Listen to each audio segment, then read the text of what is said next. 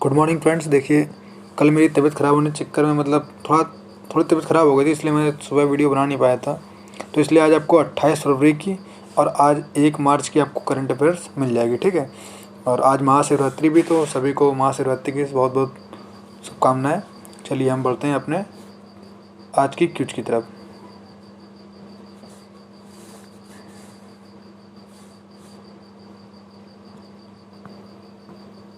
पहला क्यों क्या बोल रहा है, किसने एक भारत श्रेष्ठ भारत EBSB के तहत भाषा सर्टिफिकेट सेल्फी अभियान का शुभारंभ किया है। तो किसने किया है? ये किया है शिक्षा मंत्रालय ने, ठीक है।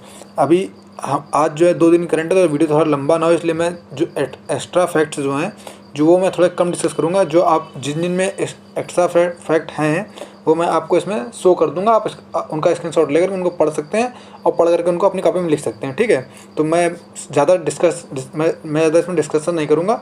मैं आपको खाली हर पूरी करंट जो है 2 दिन की इन करंट का आपको वीडियो में दे दूँगा, और उसको आराम से आप मतलब सारी आपको अपडेट मिल जाएगी इससे, ठीक है। चलिए हम नेक्स्ट आगे बढ़ते हैं क्वेश्चन की ओर।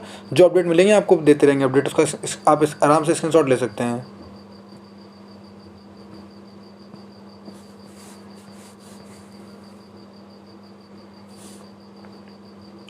जैसे देखो, इसमें बोला गया है कि ये भाषा सर्टिफिकेट सेल्फी है। शिक्षा मंत्रालय ने कहा ने भाषा सर्टिफिकेट सेल्फी अभियान की शुरुआत की है। शिक्षा मंत्रालय और माई गाँव इंडिया के द्वारा विकसित किया गया है। भाषा संगम मोबाइल ऐप को बढ़ावा देना है। इसका काम क्या है? भाषा संगम ऐप को बढ़ावा देना है। अगला क्यों क्या है? अगला क्यों बोल रहा है,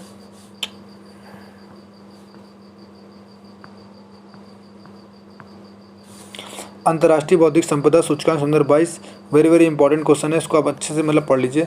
अंतर्राष्ट्रीय बौद्धिक संपदा सूचकांक 2022 के संदर्भ में कौन सा कदम सही है? पहले तो भारत जो है वो कौन से नंबर पे आ गया है? तो 55 देशों में वो 43वें नंबर पे आ गया है। दूसरी बात, सूचकांक में शीर्ष देशों में कौन कौन से नाम है? तो एक USA अमेरिका है, यूनाइटेड UK है, जर्मनी, स्वीडन, फ्रांस है। एक देश तो कौन सा है? अमेरिका है, ठीक है। आपको याद रखना है, एक अमेरिका उत्तरी अमेरिका का एक राज्य, एक मतलब देश है अमेरिका। फिर ये यूरोप के देश हैं, एक UK है, जर्मनी, स्वीडन, फ्रांस। ये चारों देश आपको याद रखने हैं। भारत का कुल IP स्कोर जो है वो 38.4 से बढ़कर के कितना हो गया? 38.6% हो गया। ये इतना इंपॉर्टेंट नहीं भी है, लेकिन आपको ये एक तो ये वाला कथन और ये वाला कथन कि भारत की रैंकिंग कौन सी है, तो 55 देशों में भारत की रैंकिंग 43वीं है। टॉप 5 कौन कौन से देश हैं? तो America, UK, Germany, Sweden, France है। और मतलब कथन नहीं, सारे कथन से आपका आंसर डी हो जाएगा। नेक्स्ट बढ़ते हैं अगले क्वेश्चन की ओर।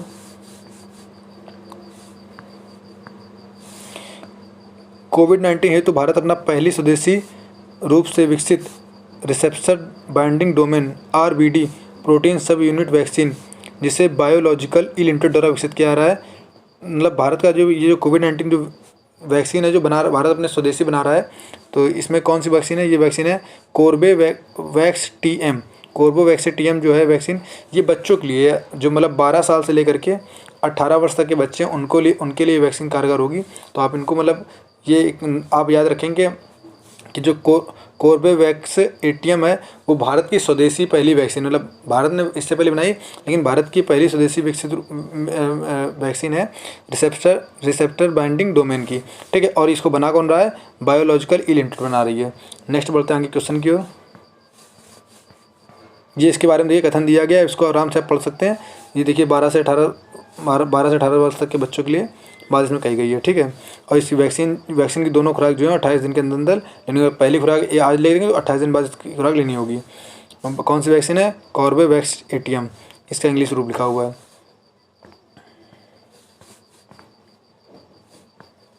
नेक्स्ट क्या है? केंद्रीय सूक्ष्म लघु और मध्यम उद्यम मंत्री MSME, ये इसका शॉर्ट फॉर्म है। मतलब केंद्रीय सूक्ष्म लघु और मध्यम उद्यम मंत्री, इसका शॉर्ट फॉर्म क्या है? MSME। मंत्री कौन है?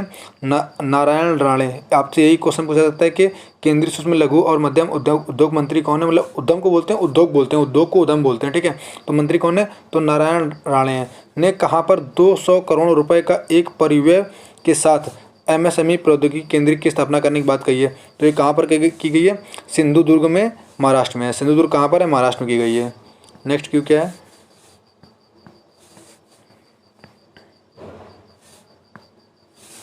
किस राज्य के पहले आदिवासी मुख्यमंत्री और साथ ही राज्य के आखिरी कांग्रेस मुख्यमंत्री हेमंत बिस्वालाल का निधन हो गया है? तो किस राज्य के थे? ये उड़ीसा राज्य के, मतलब उड़ीसा राज्य के पहले आदिवासी मुख्यमंत्री थे। कौन? ये हेमानंद बिस्वाल।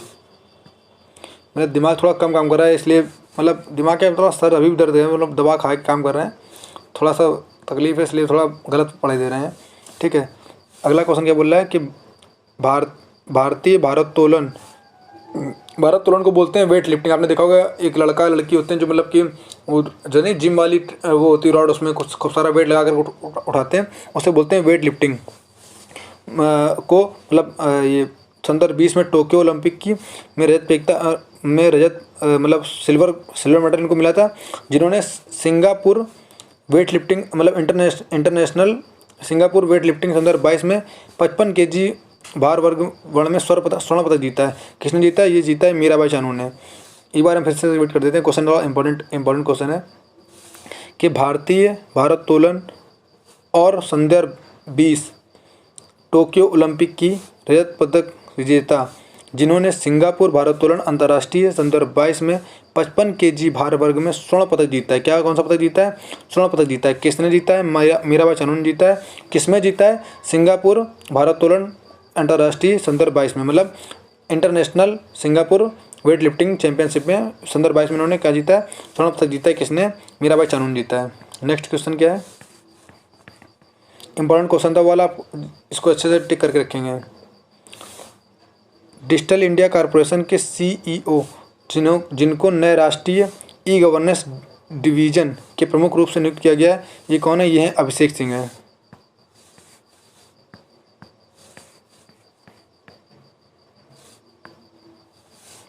भारत और जापान के बीच संयुक्त सैन्य अभ्यास पूर्व धर्म गार्जियन। पहले तो आपसे ये पूछा जाता है पूर्व धर्म गार्जियन जो आयोजन मतलब पूर्व धर्म आयोजन जो संयुक्त सैन्य अभ्यास हो किसके किसके बीच होता है? तो किसके किसके बीच होता है? ये भारत और जापान के बीच में होता है।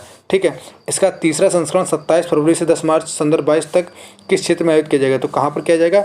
ये बेलगाम कर्नाटक, बेलगमी लिखा हुआ है, इसको बोलते हैं बेलगाम कर्नाटक में किया जाएगा। नेक्स्ट क्यों क्या कह रहा है?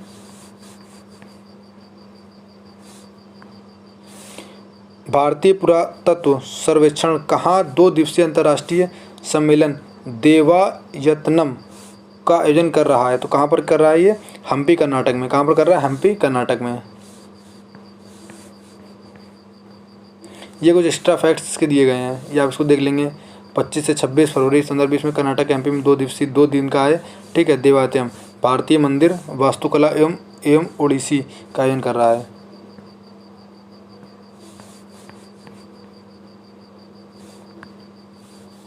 नेक्स्ट क्या बोल रहा है? भारत सरकार GOI ने आप्रवासन वीजा विदेशी पंजीकरण ट्रैकिंग IVFRT योजना को किस अवधि तक जारी करने की मंजूरी दी? मतलब ये अवधि बढ़ा दी गई है। इस तरह इंपॉर्टेंट क्वेश्चन नहीं है, ठीक है, आप इसको लिखना ना लिखना कोई दिक्कत वाली नहीं है। इसकी अवधि बढ़ा दी गई 31 मार्च 2026 तक का बस।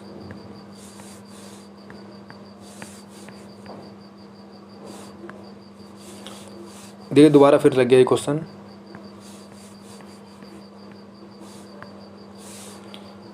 रक्षा मंत्रालय MOD ने T-90 टैंकों में 957 कमांडर MWIR साइट्स के निर्माण हेतु किसके साथ 1075 करोड़ रुपए के अनुबंध पर हस्ताक्षर किए हैं? किसके साथ किए हैं? BEL, बेल मतलब होता है Bharat electronic limited, Bharat electronic limited. याद रखना आपको, मतलब रक्षा मंत्रालय ने T-20 टैंकों में 957 कमांडर साइट्स के निर्माण हेतु किसके साथ 1075 करोड़ का अनुबंध पर हस्ताक्षर किए? किसके साथ किए हैं? भारत इलेक्ट्रॉनिक लिमिटेड के साथ में किए हैं। देखिए BEL लिखा हुआ है, ये याद रखने वाली बात है, आपको याद रखेगा कि ये लिखा हुआ है BEL। एक होता है BHEL, ये होता है भारत इलेक्ट्रॉनिक लिमिटेड, और ये भेल अलग होता है। ये भी आगे आएगा, इसलिए आपको बता दे रहे हैं कि आगे स्लाइड में ये लगा हुआ है, तो आगे आपको याद रहना है कि भेल अलग होता है, बेल अलग होता है। अगला बोल रहा है किस कैबिनेट ने भारत का अपनी तरह का पहला इलेक्ट्रॉनिक अपशिष्ट इको पार्क स्थापित करने की मंजूरी दी गई है? तो कहाँ पर दी गई है? ये दिल्ली में दी गई है।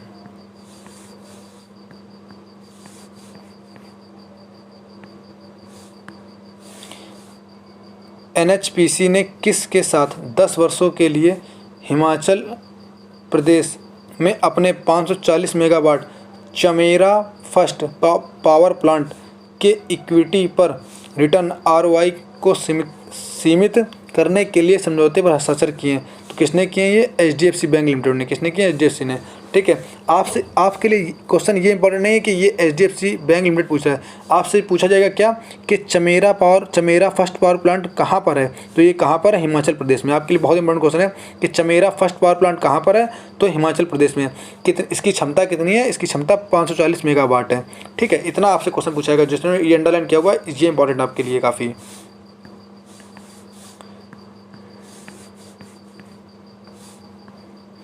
ये क्या बोल रहा है? स्पर्श पहल से संबंधित निम्नलिखित कथनों पर विचार करना है। यह गृह मंत्रालय की पहल है, बिल्कुल सही बात है। पहल का उद्देश्य था पेंशन के प्रशासन के लिए एक व्यापक समाधान प्रदान करना, यही बात सही है। दूसरी क्या बोल रहा है कि तीसरी क्या बोल रहा है? सामान्य सेवा केंद्रों में पेंशन सेवाओं को ऑन बोर्ड करने के लिए एक समझौता ज्ञापन पर हस्ताक्षर किए गए, ये बात सही। तो कथन आपके तीनों से आंसर हो जाएगा ऑप्शन नंबर डी। इतना इंपॉर्टेंट नहीं है, आपको खाली याद रखना है कि स्पर्श पहल जो है वो उसका संबंध किससे? इसका संबंध पेंशन के प्रशासन से लिए। और ये इसका मतलब आयोजन मतलब इसकी ये किसने विकसित की है या ये कहाँ से चलाई जा रही है? तो गृह मंत्रालय की ओर से चलाई जा रही है। बस दो चीज़ आपको याद रखनी है, तीसरा इतना इंपॉर्टेंट वाली बात नहीं है। लिखने में भी आपने बोला था कि क्वेश्चन बहुत बड़े बड़े होते हैं, आपको लिखेंगे थे तो आप खाली ये लिखना है कि स्पर्श पहल का संबंध किससे? वो पेंशन से। और किसने स्टार्ट करी है या ये स्टार्ट किसके द्वारा की गई है? तो गृह मंत्रालय की एक पहल है। बस इतना आपको याद रखना है, इतना ही आपको लिखना भी कॉपी पर है।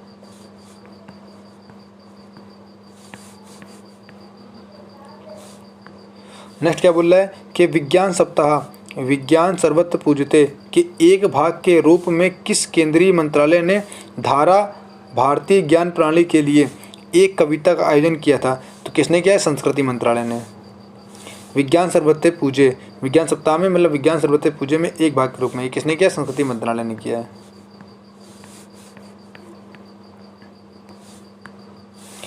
किस देश ने भारत को क्या हो गया ये? हाँ, किस देश ने भारत को 12वां समुद्री निगरानी और पनडुब्बी रोधी युद्ध P8I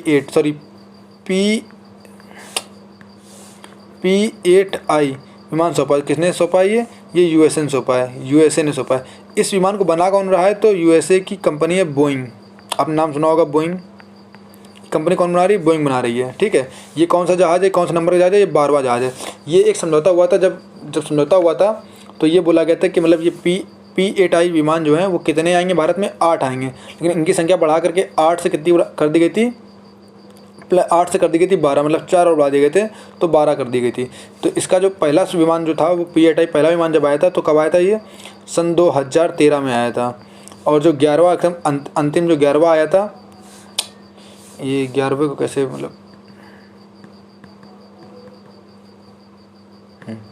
जो 11वां आया था ये आया था अक्टूबर 2021 में। अभी जो ये बुधवार को अभी कौन सा आया है? याला आया है, मतलब 12वां विमान जो आया, मतलब 12 पूरे आ चुके हैं। ठीक है, ये और जो मतलब जिसकी एक्स्ट्रा मांग की गई थी उसका चौथा ये लास्ट मतलब विमान है। इसके बाद अब P8I विमान नहीं आएंगे।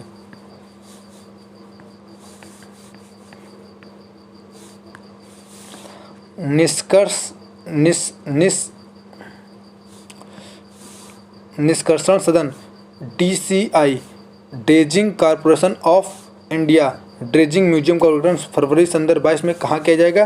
तो ये किया जाएगा आपका, ये आपको कहाँ किया जाएगा? मुझे इसका DCI कॉरपोरेशन में उद्घाटन कहाँ पर किया जाएगा? ये किया जाएगा विशाखापट्टनम में। ये कहाँ पर किया जाएगा? ये किया जाएगा विशाखापट्टनम में।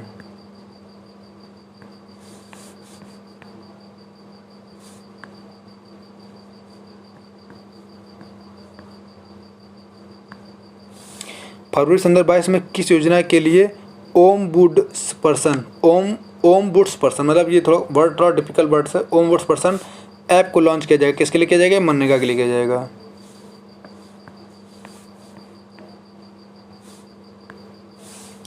किस केंद्रीय मंत्रालय ने एडिटिव मैन्युफैक्चरिंग पर राष्ट्रीय रणनीति जारी की है? तो किसने की है ये? इलेक्ट्रॉनिक और सूचना प्रौद्योगिकी मंत्रालय ने। इलेक्ट्रॉनिक और सूचना प्रौद्योगिकी मंत्रालय ने।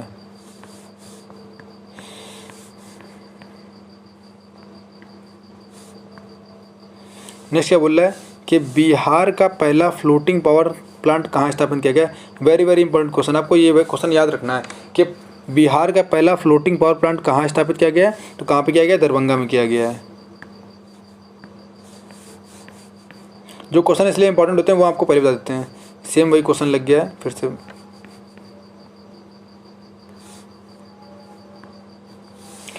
चंद्रयान 2 ऑर्बिटर के उस स्पेक्ट्रोमीटर का क्या नाम है जिसने सौर प्रोटॉन घटनाओं का पता लगाया है?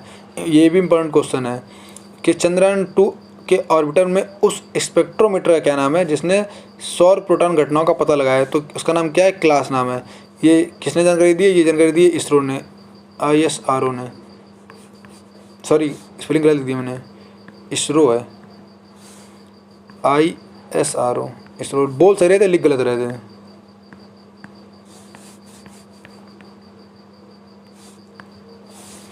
निम्न में से किस IT रिसर्च पार्क ने NIOT के सहयोग से भारत में पहली बार ओशियन सन 2022 सम्मेलन का आयोजन किया है?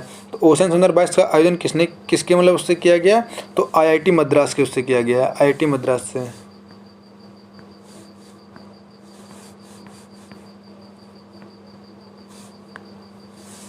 भारतीय रेलवे के लिए कहाँ पर भारत हैवी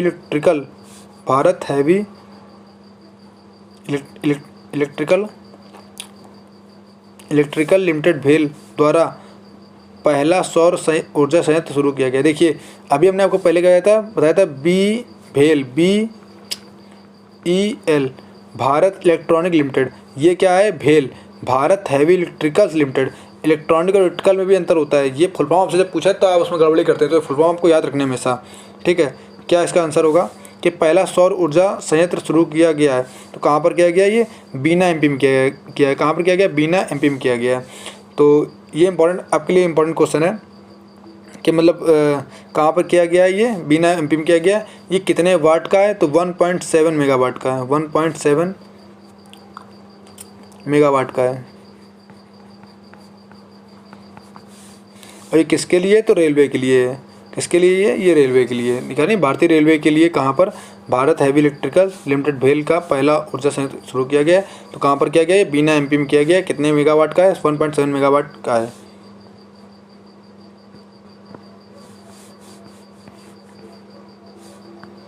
अगला क्वेश्चन क्या बोल रहा है? भारत में किस दिन को प्रोटीन दिवस मनाया जाता है? तो किस दिन मनाया जाता है? ये मनाया जाता है 27 फरवरी को। भारत में किस दिन प्रोटीन दिवस मनाया जाता है? तो 27 फरवरी को मनाया जाता है। इसकी स्टार्ट कब से हुआ था? इसका स्टार्ट कब से हुआ था? इसका स्टार्ट हुआ था 27 फरवरी 2020 संदर्भ 20 से। ठीक है, आज के लिए इतना ही रखते हैं, बाकी आगे की चीज़ें आपको आगे मिलती रहेंगी। जय हिंद स्टूडेंट्स।